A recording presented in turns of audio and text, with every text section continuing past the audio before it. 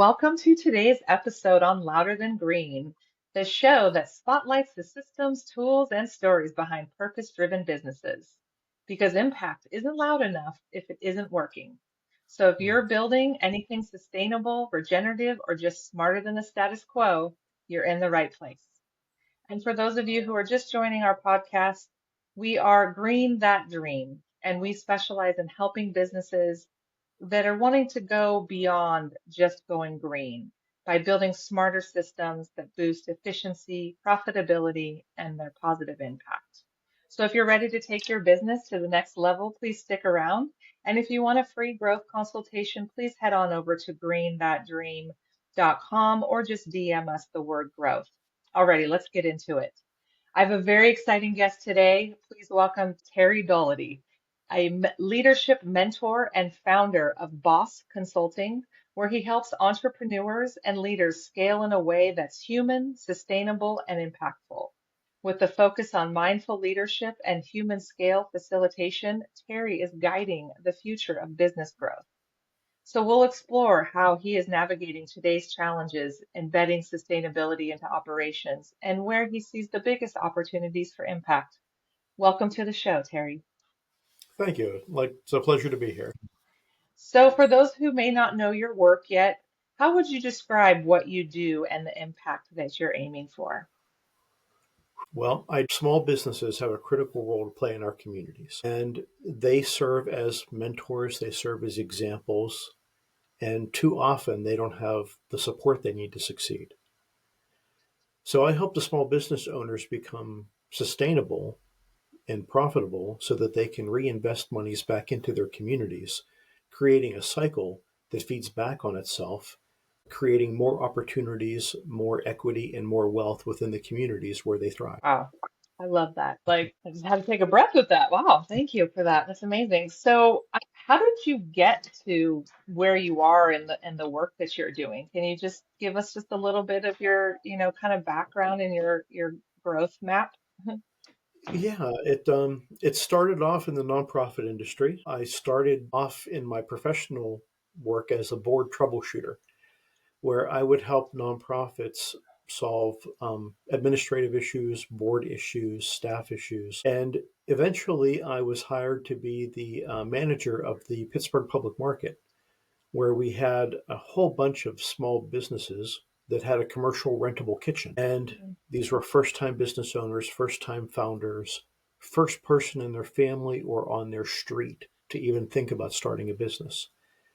And of Mm, course, the market was owned by a nonprofit. So I had both worlds. I had for profit and nonprofit, and I had to make them talk to each other. And I was mhm. able to start a peer to peer group where the business owners started to share experience and train each other.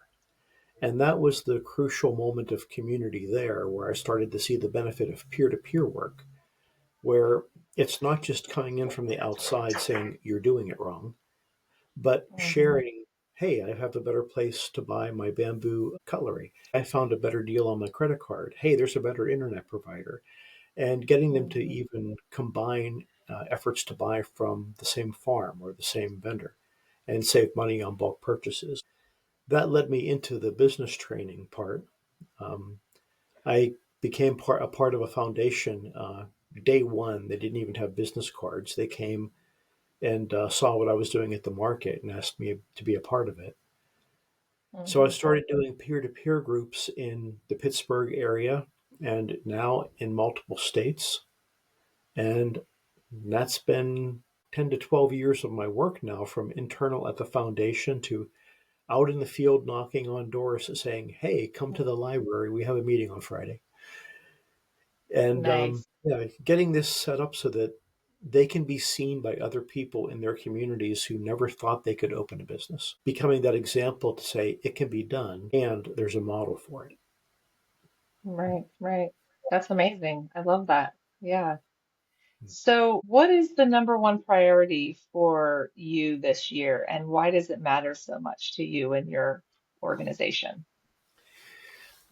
The number one priority is the Landlord Training Program, where we are training small community based landlords to be able to have properties that are sustainable. Too often there is wealth generated, but landlords don't consider themselves small business owners, Mm, especially the community based ones that try to keep the rent low and try to be good stakeholders in the community. So we see people that don't understand the numbers, and then someone from out of state buys the property when they're in financial pain. So they just want to get rid of it. mhm, So now the mhm, opportunity for examples, mentorship, or reinvestment of wealth is extracted. It's a mm, predatory thing that occurs. So if we can train these small community-based landlords how to be more sustainable, we can secure the successful transfer of intergenerational wealth and knowledge. And right now, there's a big interruption of that transfer, and it's mm, all based on profit motive, not community motive. mm. So the local landlord who lives right upstairs or downstairs or lives right next door is more likely to say yes when you ask if you can put a community garden on the open lot that they own, which we've done. They're more likely to say yes if you want to put rain barrels on the side of their building.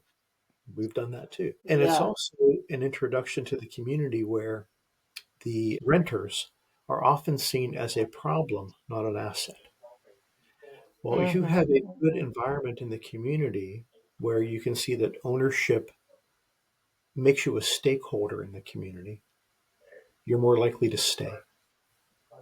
And then the more Absolutely. likely you are to stay, the more likely you are to adopt the initiatives that are in the community and carry them on or Mhm. have another idea that you add to it.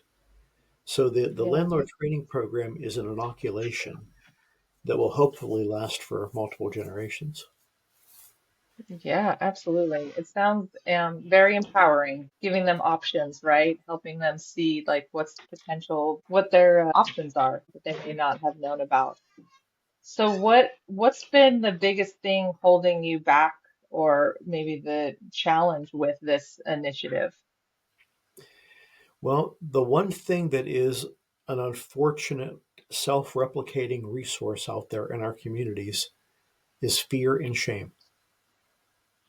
I don't know my numbers. I don't want anyone to know that I don't know. I'm Yeah, ashamed that I don't know this already. I don't right. know who to ask.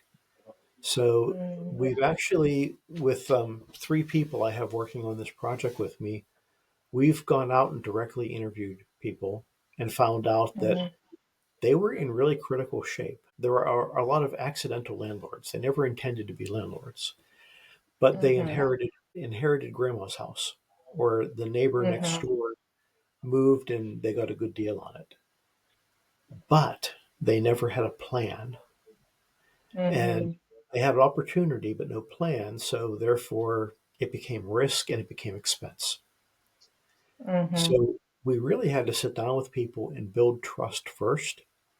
And then once we had trust, we could get in and look. We found people that were on the outside looking extraordinarily successful that were that far from not making it. And if they had mhm, gone under, they would have been exactly who the predators were looking for. And mhm. you would have had your absentee landlords that don't take care of anything and won't help with anything in the community. So Right. I was surprised that it became an intervention to make this program happen. Yeah, yeah. What has been some of the tools or methods that you've been using to really be able to connect with some of these people? Because, like you said, fear and shame, like, why are they opening up to you? Why are they allowing you to help them? One of my specialties is working with the mindset around money, and it becomes a Mm, very unique thing in the maker community, in the green community, and also in the this community-based landlord community. If you grew up in poverty, money is evil, money is wrong, money is what other people have, or you'll tell yourself, I can't charge that much rent. That's more money than I've ever paid for rent in my life. Meanwhile, if you run the numbers to look at property taxes, maintenance, and what you need to actually provide healthy living conditions for the person in the apartment, it can scare people to go and look at, oh no, I need to fix what? But then hmm sitting down with them and laying out a plan that say, if you took 10% of the rent and you put it into this fund, then at the end of the year you have the Mm-hmm. money. And Right. a little bit of hand holding and a transition from a reactionary mindset to a planning mindset. And Mm-hmm. everything sustainable has to come from a planning point of view. Absolutely. Yeah, I can see that. And I'm really glad that you brought up that like money mindset and kind of some of the differences within different demographics, right? And I agree 100%. I've definitely experienced that myself, both personally and just with in various communities. And it's true. It's a huge, I don't want to say issue, but it's a thing, right? I mean, different Yeah. people's mindset, where they come from and what they believe to be true. I like to say it's like just it's breaking the blueprint, right? Like you had that maybe mindset from your parents as to, money is evil if money's evil if you have a lot, or the people with a lot of money are evil, and it's breaking those. Exactly. No, I Yeah. went through it myself. I really did, because blue collar family. So that's really interesting. I'm really glad that you brought that up. So you often in your work, I mean, talking about the human scale facilitation, right? Like what does it look like in practice for a business to try and grow with maybe having some of those mindset issues, or, having a plan, getting burnt out? What does that look like in practice?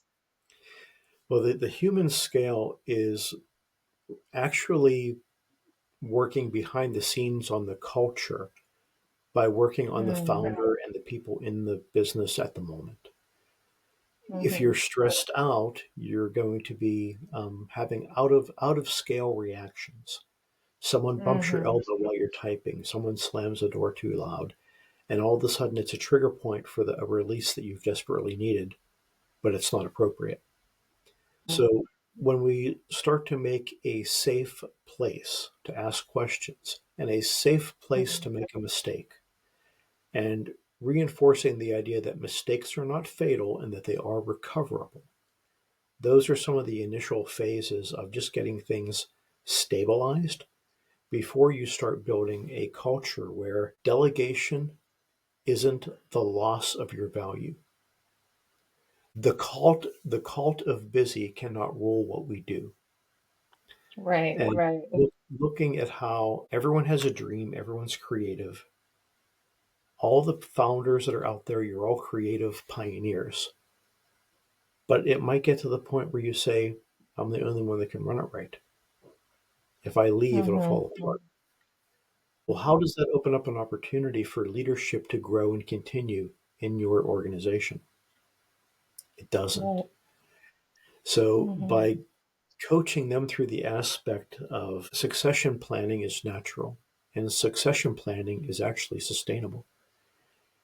You make hmm room for the next talent, the next growth, and there's a retention of that very valuable resource that is unfortunately seen as expendable. hmm Yeah, that's interesting.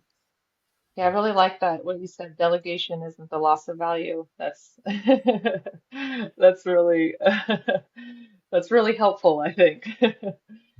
So, Yeah. how do you help leaders and business owners, like, from seeing challenges as obstacles to opportunity, reframing them to opportunities?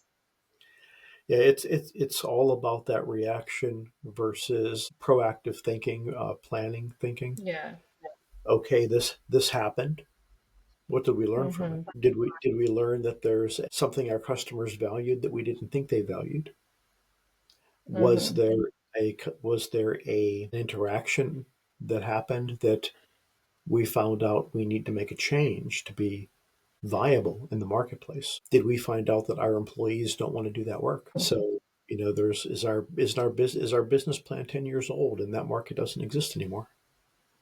Right. So it usually starts with a pain point. Something Uh, happened. And then they hmm reach out to try to find help because they're in pain. And then, Right. yeah. Yep. Mhm. And there you go. Yeah. It usually starts with a pain point, right? There's got to be some Yeah. reason for acknowledging the necessity of help in some way. And I think it's Change, great when change they is go ahead. change is not easy, and we will do uncomfortable things repetitively because we know them.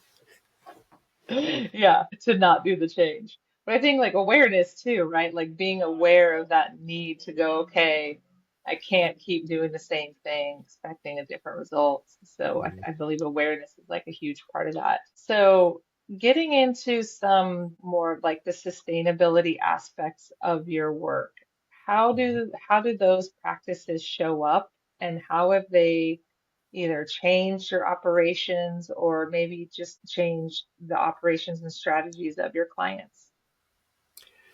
Well, I'd say that going 100% virtual was a big thing for me. I had some big Hmm. challenges there because I used to drive 2 hours to different communities to do my work. Specifically, I did my work in communities that have traditionally experienced poverty. Hmm. And that takes going to a number of meetings and showing your face consistently before someone says, okay, let's see what he's about. My challenge was, how do I do that when I'm a talking head on Hmm. an internet connection that might not be that good? So, having my newsletter out there to give people like a pre inoculation of what it's all about, being able to have customer testimonials that I started to gather and put them on the website, that saved a whole lot of driving of back and Yeah. forth. So, that was a big Yeah. impact. The other aspect was being able to work with a lot of the makers and the people that are in the community gardening compost businesses. I have one young lady I worked with. Her theme was, "I'm going to save the world with worms." But she worked herself so hard that she had carpal tunnel and couldn't turn the compost anymore. Mm. So we were looking at what makes your business sustainable. Can we get software that would make the route you drive to pick up the compost from people's homes more efficient? Can we get a way that you have volunteer days to help you do the hard labor, but also spread the word and the knowledge about what you do so that more people Hmm. understand what you do? So it was trying to be able to take what I learned from my own business and then look at, okay, a compost business that drives around in circles in a great big van and picks up compost might not be the greenest thing when you do the math. Um, I have a gentleman, he works with reclaiming recycled doors. He'll go into Mm. construction demolition projects and take steel doors, hardware, everything out. Otherwise, it would go to a landfill. Then Yeah. he refurbishes them and he gets them reinstalled on new jobs. So not, he's making upscaling, he's making an upscale product, upcycling product in a very Hmm. interesting building industry that normally doesn't accept those things because they Hmm. want brand new consistency. Hmm. But when you get him connected to the right places, like, okay, let's identify who your ideal customer is. We should be having you talk to the architecture departments at different universities who would understand the benefit. Yeah. We should be having you talk to architects who get LEED certification because what's the carbon footprint of making a steel door versus one not ending up in a landfill? Maybe we can get some interns to do Hmm. that, figure that out. So it's not only about finding out how to make it greener or more sustainable, but how do you communicate it as well? Do you find that part of it is less challenging than maybe some of the other mindset issues? I'm just wondering if people are struggling with mindset and just figuring out a business, are they open to that like more sustainability aspect, or is that just another kind of challenge? Usually they have some sustainability in mind already. Okay. Sometimes I have to approach it first as a savings. Um, Okay. Sometimes I have to approach it as your customers will really understand what you're about. Um, Hmm. One of the Hmm. challenges there is a lot of self worth and identity challenges where they are doing really good things, but they don't want to be Hmm. seen on camera and they don't want their picture. I just want to do what I do. Interesting. Let me do what I Yeah. do. Yeah. Yeah. Yeah. Interesting, right? I know. Just like I don't need any publicity or marketing or whatever. Just let me do it, right? Mhm. Yes. Right. Uh, But that's the path to Interesting. financial and bandwidth burnout. Yeah, exactly right. There's no growth really with that. So where do you see the biggest opportunity for change in your industry or your line of work over the next 3 to 5 years? Well, I've been doing a lot of train the trainer recently, and I do see that Yeah. as part of my legacy, where I can start to get people not only adopting the human scale facilitation model, where you don't fire hose someone with business information. Help the Hmm. human being, and the business will thrive. Is really the core of it. I have a number of mentees who are very near to what I would call graduating. They've had enough wounds healed, and they've had enough planning that they Hmm. can make it. And Yeah. I've had some of them sit into my other peer to peer groups as guests, and I've kind of sat back and just watched as they naturally solved problems and shared information. And it's like Yeah. that's what I'm looking for. So Yeah. part of the thing now is having the mentees become the teachers and watching them Hmm. light up like, this is valuable. People get this. And that's like, you know. Yeah. Oh, proud moment. That's beautiful. How long have you been kind of working on that effort of the train the trainers? Is that a newer thing or is that something you've been working on for a little while? I've had it in the back of my head, but specifically, I started working on it in January. Okay. So it's relatively new. Mhm. I'm just wondering how long, because when you have such like a heavy mindset thing, and maybe, obviously not everyone does, but I'm just wondering if that process is something that takes a while to get to that level. That's the challenge where it's time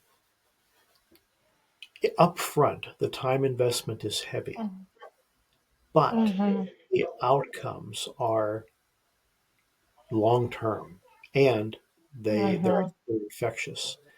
So, we're talking about if you're building a green home, if you're going to be using sheep wool or recycled blue jeans for insulation, if you're going to have Mm-hmm. solar panels, if you're going to have really top notch quality materials that are quality because they last and function, the price of that home is higher, but the results are Mm-hmm. better. Same thing. Better.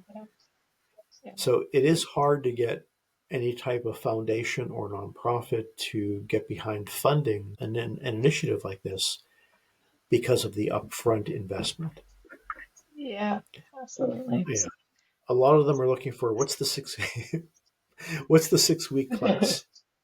There is no 6 week Right. class. Yeah. The Yeah. 6 week Yeah, class there's doesn't. no short version. Yes. All right. Thank you, honey. That makes sense. I was very curious because it is, yeah, there's no shortcut to that, right? It's really a learning, ongoing learning, evolving process, I would imagine, that just isn't instantaneous or anything like that.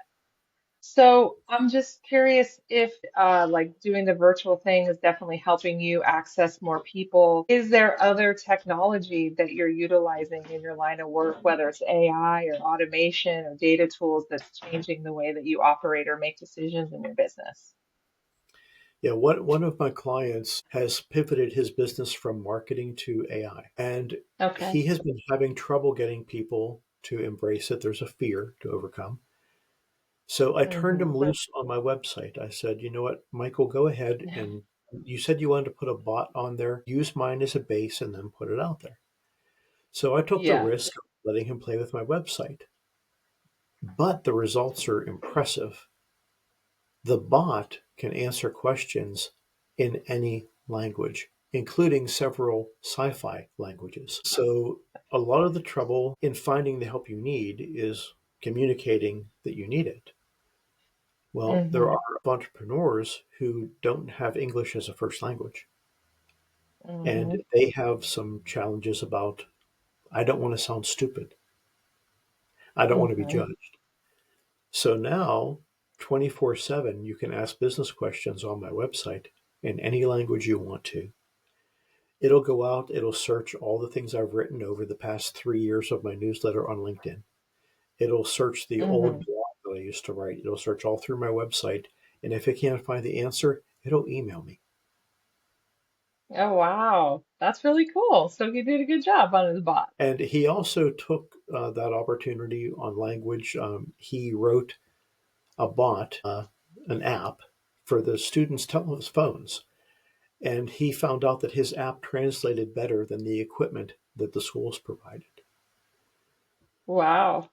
So now I have the opportunity from the work that Michael did for me where I could start to embrace multi language entrepreneurial support. Yeah, that's awesome. I mean, isn't it just amazing? I think technology brings us together. It can also divide us, but I think there's a lot of positive things it could do to really bring us together and make our world feel a lot smaller. Yeah. Um, And I did that's have to great. go through my own mindset challenge of using AI. But Yeah. now I see that it's an enhancement. You can do Hmm. good work with a hammer. You can do bad work with a hammer. Um, so I just have to figure out how to do Yeah. good work with Yeah, absolutely. I'm really glad you said that, and I love that analogy. So, do you believe now that AI, there can be benefits to it? And do you think that AI can be sustainable? Well, funny, I was just having this conversation the other day. I was saying that it would be really great to invest in AI in areas where it was naturally sustainable with hydroelectric power Mm. and cold, natural occurring water that could be used to cool it. Hmm. And could Yeah, that be used to build a microgrid situation where the hydroelectric was overbuilt and a community nearby could get off the normal grid and use that as well? right. Um, it's sustainable if done right. Wind turbine technology, geothermal technologies could be combined with it. And if that was put into the building codes and zoning codes now, that had to be a part of Mm. the business model, there would be a way to plan and get ahead of it. Yeah, I agree. Yes. I mean, it's kind of like with anything. If we just plan, we plan better for it, right? But I agree. I do think that AI is going to help us. I think AI can help us go in that sustainability route a lot more easily as Yeah. well. Um, Especially analyzing massive amounts of data. Uh, you mhm. know, going through your old customer list and telling you this product doesn't sell anymore. Don't do it anymore. Right. Yeah, exactly. Yeah. I just think there's a lot of little ways, and I think there's a lot of big ways that it can help us look at, like you're saying, like where could we build these data centers that could utilize more natural resources for that? And that's Mhm. actually something that I'm looking at with the building regenerative communities, which is in alignment with what you're doing. I think that we have all the answers and the technology we need to solve all our problems. It's just Mm. connecting all those dots. So, And um, and just like oh, go ahead. I said, just Yeah, go like in ahead. business, all these pieces of information are in different silos, and the big opportunity is in the connection of it all. Absolutely. Absolutely. Well, and that's like one of the common threads in these conversations I'm having that I find very kind of endearing that it's being discussed is that everyone, with all the AI and technology and growth that we're doing, we're all agreeing that there's that human connection that is absolutely necessary for us to be successful or us to maintain kind of our culture and society. So I really love that human element keeps coming up. We're still necessary. Indeed. Um, so I know you mentioned the Landlord Training Program. I just want to know if there's a project or initiative or an idea that you're working on that you would love our audience to know about, if they were interested in getting support or getting involved with. Well, the my big focus right now has been the landlord training program. Human Hmm. scale facilitation, I'm getting ready to launch it. I've got all my Okay. background set up, but I wanted to be very well prepared before I put it out there. Right. Uh, Yeah, absolutely. I do plan on having some online courses and classes, and I really want to Hmm. initiate a group of facilitators who will go out there Mm, and help these business owners and community leaders continue with that train the training aspect. hmm. I will Hmm. consider that part of my legacy. Uh, Yeah. but that is still in my launch phase right now. Yeah, absolutely. That sounds really exciting. I look forward to hearing more about that when you release it. So I love to ask this question. If you could wave a wand and fix one systemic issue in how businesses approach leadership and growth, what would it be? I would come up with a special drink or a phrase that I could give to someone to let them know that they were enough. Mm, The self worth and imposter syndromes are what feed the fear, and they don't let people delegate. They keep people afraid. They keep doing the uncomfortable thing because it's what they know. mhm, And once you start to have that permission to grow and permission mhm. to allow yourself to change and adapt, that changes everything. So, a lot of my work, when you dig down really deep, it's based on permissions and perceptions. And if I could allow people the opportunity to perceive themselves different and give themselves permission to be human enough to adapt, I think we'd see a lot of growth in a lot of industries. Yeah, that's deep. I mean, that's a lot deeper, I think, AI, but or any other data source that we're dealing with. But maybe AI can help with that, right? Maybe it can be a more empowering tool, right? I mean, I'm fully aware of the self-worth issue that many people experience, especially women, especially mothers. Oh my gosh. I don't want to talk about the motherhood thing. But I hear you. Yeah, that self-worth and just being able to feel you're enough to do what you want to do. And That's a lot. amazingly enough, I would say that 80% of my clients are female head of household, solo Mm, entrepreneurs. And a yeah. lot of times they have formed their company out of a need for Hmm. security to have a job with flexible hours that they couldn't be fired from. Yep. Now the challenge is to make them sustainable enough so that their children can Hmm. have a choice to do whatever they choose to do. Absolutely. Absolutely. No, that's amazing. Yeah, why is it? Well, that's another podcast episode. We'll we'll have to get into sometime. Um, so if you could leave listeners with one challenge or invitation to take action in their own work, what would it be? That would be the 90-day experiment. Change is scary and change is hard, but you can try something short term. So, what is it that you're doing now or not doing now that you could do for 90 days and see if it made a difference in your life or in your work? Nice. I love that. Is there something that you would be willing to share that you've done in a 90-day experiment? Well, part of my 90-day has been more delegation. Um, Okay. the I have a bookkeeping wizard who's part of the landlord training, and he also goes in Okay. and does rescue missions for me for other business owners. And he's absolutely thoroughly capable. And with the time zone difference here, I have like tonight, my class begins at 11 p.m. for me and it ends at 1 a.m. Oh wow.